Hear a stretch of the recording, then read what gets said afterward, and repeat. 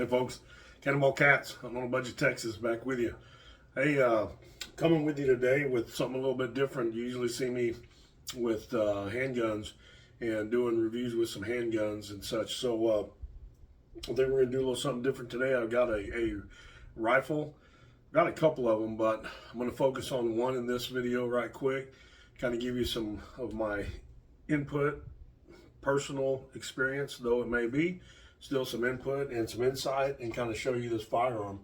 Let me get it out for you. Let me pull it out here. Show you what we got here. So this is what we're looking at. All right, this is the Savage Model 110 Timberline. This model is chambered. This particular model is chambered in a 6.5 PRC. You can see, I don't know how good the video shows the color on it, but the action in the barrel and the muzzle brake is OD green. Of course, you've got this camo stock. I forget the camo color that they utilize, they call it, but camo stock. And of course comes with the Accu trigger, and then comes with the Accu stock, which provides you the ability to change the length of pull, the cheek riser height.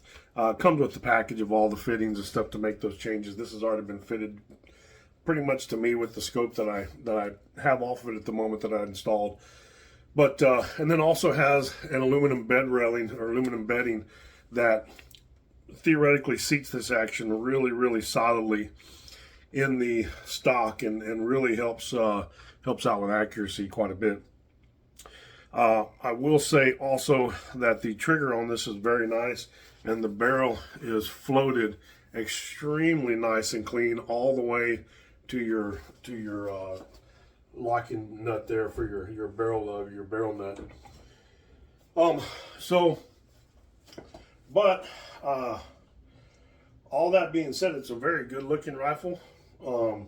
I have not shot it yet. I have a lot of experience with Savage rifles, and especially in the 6.5 PRC and 6.5 Creedmoor. And I'm a little disappointed in this rifle. I haven't even got to the range. I pulled the scope off to show you guys what I've got here in the rifle without being distracted by the scope or the optic on there. But I'm a little bit disappointed. I will tell you that the rifle itself, let me go through the positives real quick for you. Let me go through the positives. So let's we're empty, just so everybody can see. Let me pop the magazine out, see the magazine's out. But let's check the trigger here, and let's see if we can get us a reading. Just using the regular lineman's scale, okay, little manual trigger pulling scale, and we're going to pull this and see what kind of pulls we get. I already know what we're getting, but I'm doing this for you guys. Okay, see if you can see that. That is less than 2 pounds right there. In fact, let me put my glasses on straight here. That is reflecting as right at just a shade above or right on 1 3/4 pounds. Now, I'm only going to pull this once. I've done it numerous times for an average. It's pretty consistent, always around that 1 3/4 or just a little bit above. So it's got a great trigger, a little bit of over travel after the squeeze, but a pretty nice crisp trigger on the brake once you squeeze that center portion in that Savage is known for, that little safety trigger safety. Once you get that flush, it breaks really clean. And at 1.75 pounds, I haven't even touched it. It's adjustable, but I haven't touched it. That's the way it came, and I'm gonna leave it that way. So it's got a nice trigger. The other thing too that Savage changed is in their magazines, it says a metal magazine, and it doesn't have the plastic little clip on the front that you see on some of your other Savage 110s. What you see is you've got this release right here. So It's much more modernized as far as your magazine fed bottom plate, flat magazine fed type firearms nowadays that you see a lot of. The other thing that's really nice is a trigger guard, and even the magazine base is all Cerakoted OD green. So the firearm itself, as a presentation, is really good. Where I had my problems is when I went to put this base on. Of course, the front where this barrel is threaded in, the barrel inside of this threading here, you can see through it on these front threads because they're generally tapped all the way through. The barrel had some surface rust, and the surface rust had infected this port just a little bit. I cleaned it. It wasn't that big of a deal, but I cleaned it. It was noticeable, and when I see something like that, I start taking closer looks to make sure. And you know, bear in mind that a dealer could handle a firearm in a certain way that may cause some of these things, but this is not caused by the dealer. That's from the factory. And then there's a couple other things that I'm going to show you here. Let's go ahead and remove this bolt here. So the bolt, if you look at the bolt face, you can see right there, you see the pitting on the bolt.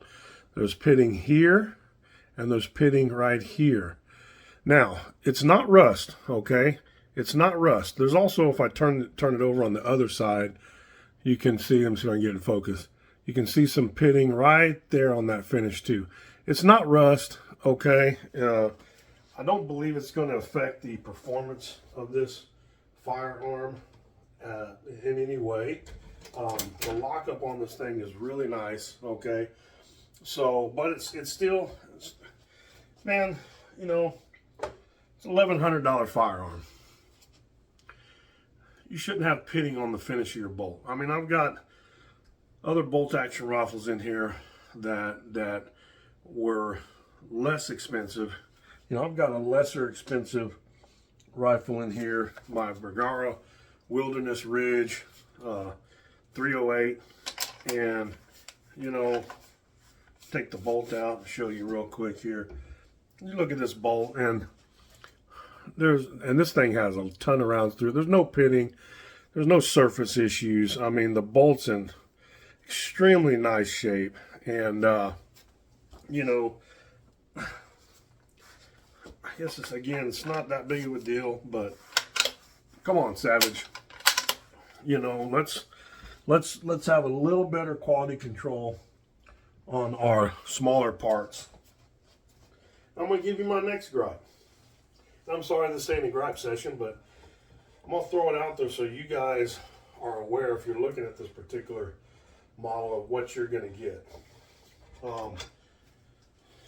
Comes with this muzzle brake, okay?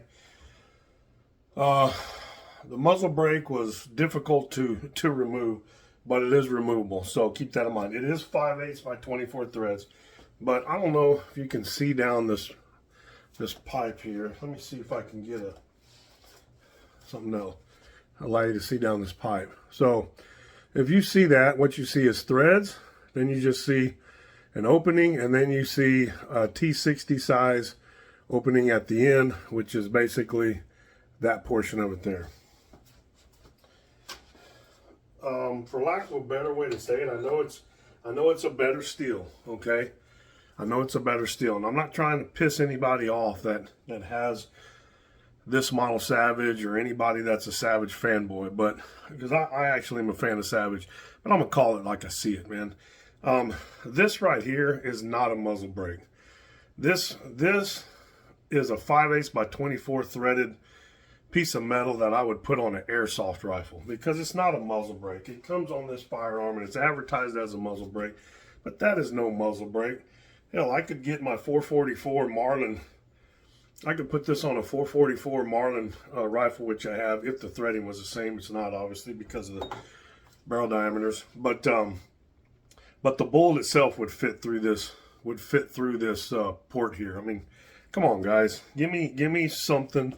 Again, we're talking about a lot of money here. Give me something that looks a little bit more thought out, other than basically a metal tube like this with a bunch of holes drilled in it and then threaded, and then telling everybody it's some kind of fabulous backcountry X firearm with this muzzle brake. And you know, while I am in my gripe mode, let me show you this right here too. Something else that is troubling to me. So I have worn it off by cleaning and scrubbing and brushing everything, but the actual, this quote unquote, what they call a muzzle brake, let me see if I can get it focused, actually was Cerakoted all the way down through the threads. The funny thing was, right at the end of the threads where you got into the body of the tubing, the Cerakote stopped. And so it was just Cerakoted the threads. And then over here, it's Cerakoted down just a hair past this T60 inlet to about right here. And then the rest of this thing is just the steel in there. You can probably see it. The rest of it's just the steel in there. Well, you know, okay. Again, I'm not a big fan of Cerakoting all your threads and then threading it on to the barrel the way you did, and then Loctiting it with some very strong Loctite. Took some effort to get it freed up. But anyhow, once I got it freed up and got everything cleaned up on the threads on both the barrel and also all this Cerakote out of the threads in here, it does thread on nicely now. The threads are much nicer on the firearm, but basically this looks like something I would do in my garage if I had a can of OD green spray paint. All right, so those are my gripes, okay? And to me, when you're dealing with Savage and you've had a lot of Savage firearms, which I have, and you have a lot of Savage experience, which I have, and real quick, I'm gonna queue up the successes I've had with a couple of Savage rifles. We'll be right back. My Savage 110 Ultralight 6.5 PRC took this massive buck that scored 156. The 110 Ultralight 6.5 PRC took this massive 12-pointer that scored a 150, and this was by my son, but also won him a belt buckle for the heavy antlers in the youth division in 2022. The Savage 110 Ultralight in the 6.5 PRC took this massive fallow buck. Just a beautiful, beautiful trophy. And that's what I'm talking about. Savage has a history of producing very fine shooting firearms. And I have a lot of experience with Savage. But again, going back to this Timberline. So I'm back and you saw, so those are some of the animals. I haven't shot these rifles in any kind of competition. I target shoot and I hunt, right? And so does my son. And but essentially that's what our 110 6.5 PRC was able to do for us through a couple of seasons here a while back. I mean, it's a fabulous shooting rifle, and I really expect this one to be a good shooting rifle also. But I don't expect, and this is where I have my issues, I don't expect to buy a rifle with my hard-earned money and have rust, bolt pitting at the bolt head, and airsoft muzzle brake put on a rifle that is designed to be used, they call it the backcountry X, in any condition, rough weather conditions, anything or otherwise. I don't expect to see that on a firearm for the kind of money that these bring. Again, this is not a hate on Savage, but I'm gonna tell you, Savage, you need to show up a little better with something like this. Don't call it something special and then provide some kind of Nerf toy in piece on it. Again, I'm not here to piss anybody off of the Savage fanboys. I'm not here to talk bad about Savage. They make great firearms, but you missed the boat on this one, guys. Let's just call a spade, right? So anyway, we're going to give it a hell of a go, and we're going to see how this thing runs. I'll have some follow-ups on this and fill you in on how it shoots when I get it to the range. But that's just my take on it. There was a lot of positives, like I say. I mean, hell, it is overall. I mean, it is a good looking firearm, you know. But the little things, you know, the little things that tend to get missed when you start hanging your hat so much on your successes that you forget about the little things that got you there. And that's what I'm talking about. Let's get better, Savage. Let's get back to where we were here a couple years ago, and keep producing this kind of rifle. But let's do a little better here. Let's do a little better here, right? And let's make sure that when we send these out, we don't have rust in the barrel threading. Shouldn't be an issue. I have a number of other rifles, and none of them have this issue, right? So it's not like it can't be done. So let's not say, oh, there's no perfect system. There is no perfect system, but none of my other rifles have ever had this type of issue, Savage or otherwise. So even the past Savage rifles never had this issue. So anyway, guys, that's what I got. 1 3/4 pound trigger, very nice. Shitty break. Maybe they'll get better. Maybe they'll learn. And a pitted bolt head. I'm going to use it. I'll replace it if I have to. Incidentally, their customer service sucks. They want to have you go through a lot of steps just to get a firearm back to them so that they can look at those 2 items. Have you go through notifying them, have you go through a lot of processes. Not worth it. I'll spend the 70 bucks, get a new bolt head, fit it to this gun if it needs fitting, which it won't. It's a factory type model. Buy a factory bolt head, and we'll go from there. Might be the last Savage I ever own. Maybe not. Maybe this thing will surprise me and turn around, and if it runs like my other ones, maybe it'll surprise me. It'll turn my thinking around. But right now, it's got a little bad taste in my mouth. Anyhow, folks, got a couple other ones coming up soon, and just wanted to run through this one with you. I'm sorry if I made any enemies on this video for all you Savage fanboys. Like I said, I'm just calling it like I see it, man. I'm being honest. I have a lot of success with them to date. This is the first one I'm seeing really my problems with, but I'm going to call them out. Just like always. I call them like I see them. I spend my own money on them. I'm not sponsored by anybody. I don't receive anything from anybody free. It's all through my own money. So if I have a problem with something, I'm going to speak on it, because I work hard for my money, and I expect that you folks do too. So I hope you appreciate my honesty and my being up front with you. And if you like what you see and you're not subscribed, like and subscribe. Look at some of my other videos. Some of my early videos were with my antics. But if you don't like what you see, man, don't subscribe. That's cool. I'm not hating on you.